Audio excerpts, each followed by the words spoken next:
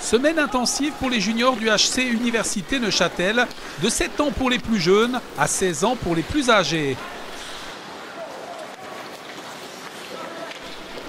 Premier contact de la saison avec la glace sous l'œil attentif de Claude Fugère, directeur technique du mouvement junior. Les jeunes profitent également d'une partie théorique pour leur permettre d'acquérir de nouvelles connaissances, en plus de celles déjà acquises. C'est une habitude ici de lancer la saison avec cette semaine intensive. Elle s'appelle intensive parce qu'on regroupe la majorité de nos équipes pour tous les enfants qui ne sont pas en apprentissage. Et c'est la façon de lancer notre saison, de donner les bases d'apprentissage et de débuter sur une bonne note. On a un programme complet d'une journée avec les plus grands, c'est-à-dire qu'ils arrivent autour entre 6h30 et 8h le matin suivant les enfants.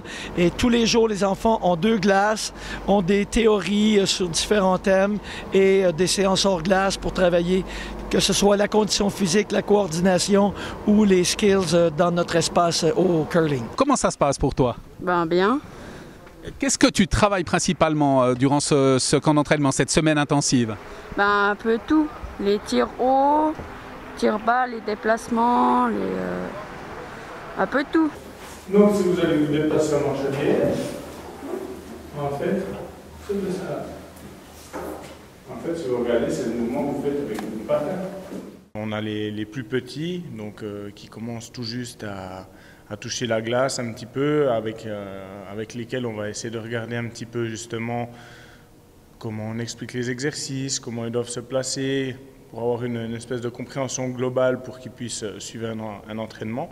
Et après, on arrive un petit peu vers les plus grands où on commence déjà à parler un peu plus tactique, à voir différentes choses qu'on peut faire, par exemple en zone de défense ou en zone neutre ou en zone d'attaque. Il y a aussi des vidéos qui sont faites par la Ligue, dont une qui s'appelle par exemple Respect Check, qui apprend aux joueurs à donner un check correctement. Ça nous donne quelque chose de très complet sur une semaine. Alors c'est très intense, très fatigant pour les enfants, mais au final ils ressortent grandis avec beaucoup plus d'expérience de ce genre de semaine à mon avis. Durant cette semaine, le bénévolat tient aussi une place très importante. Patrick et Sonia font justement partie de ces personnes dont un club ne pourrait pas se passer. Quand mon fils est arrivé à l'école de hockey, un des responsables m'a reconnu en tant que gardien d'équipe sauvage et vétéran. Et puis il m'a dit pourquoi t'as pas tes patins? J'ai pris mes patins, puis depuis je suis tout le temps là, quoi. Et puis là j'ai pris une semaine de vacances pour ça, pour donner un coup de main, aller sur la glace et puis gérer un peu les enfants au dedans et au dehors de la glace. Qu'est-ce qui vous a donné envie de venir en tant que bénévole? Bon, déjà à cause des jeunes, moi j'aime bien être avec les jeunes. Et puis le plaisir du hockey, voilà. C'est une semaine intensive, ça se passe comment? Qu'est-ce qu'on leur prépare à ces jeunes au niveau alimentaire?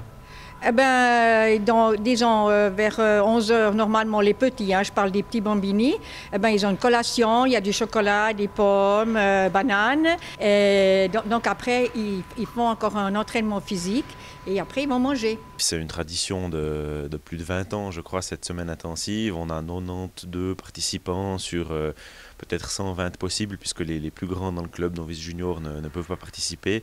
Donc c'est vraiment un très haut pourcentage, depuis les tout petits bambini qui sortent de l'école de hockey jusqu'aux mini, évidemment positif. Vous êtes un jeune président.